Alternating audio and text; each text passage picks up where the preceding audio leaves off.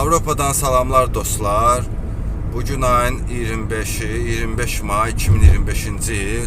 Mən bir-iki mövzuya toxunmaq istəyirəm. Son bu 2-3 həftədə gördüyüm olaylarla əlaqədar. Mən Avropada könüllülərdə işləyirəm. İşim həm Almaniya, həm Fransa, həm də başqa ölkələr olur. Mən son zamanlarda bu Almaniyanın yoxlamaları və deportları ilə əlaqədar bir çox həm yedirlərimiz gəliblər Fransaya və başqa dövlətlərdə görmüşəm. Çadırlarda, bayırda yaşayırlar. Bura dostlar, Avropa gözəldir, yaşamaq üçün gözəldir. Amma bura savadlı şəkildə gələsən. Ya tələbə vizası ilə, tələbə təhsili yolu ilə, ya evlilik yolu ilə, ya işçi vizası ilə. Əgər siz Almaniyaya gələ bilirsinizsə, Fransaya gələ bilirsinizsə, təhsil yolu ilə gəlin. Almaniyaya dostlar, qəti qaçqın kimi getməyin. Artıq 6-7 maydan Almaniya qaçqınlığı dayandırıb.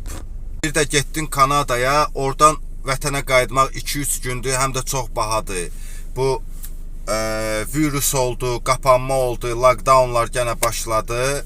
Siz qalacaqsınız orada. Amma Avropadan istədiyiniz zaman, yəni maşın yoluyla gedib vətənə gedə bilərsiniz.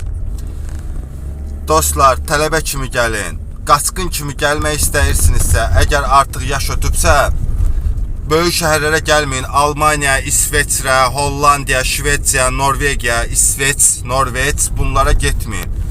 İtaliyaya gedin, İspanyaya gedin, Portugaliyaya gedin. Polşa, Latviya, Litva. Yaxşı olar ki siz oraya işçi kimi gələsiniz. Polşadan Latviyaya və ya Estoniyaya və ya İspaniyaya, sonra orada legallaşmaq asandır. Amma sadaladığım ölkələr ki, hansına ki gəlməyin, orada çox çətindir qalmaq. Elə ölkələri seçin.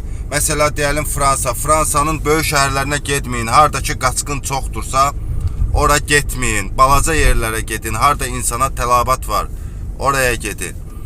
Və psixoloji özünüzü hazırlayın. Siz bir evdə başqa ailə ilə qala bilərsiniz.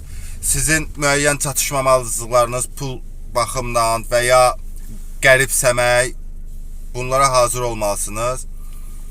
Ən yaxşısı rahat şəkildə tələbə yolu ilə gəlməkdir. Ausbildung Almaniyada, Bakıda 28 molun arxasında Fransız universiteti var. Gedin orada oxuyun 1-2 il, sonra gəlin Fransaya rahat. Qaçqın kimi çox çətindir və getdikcə də çətinləşir.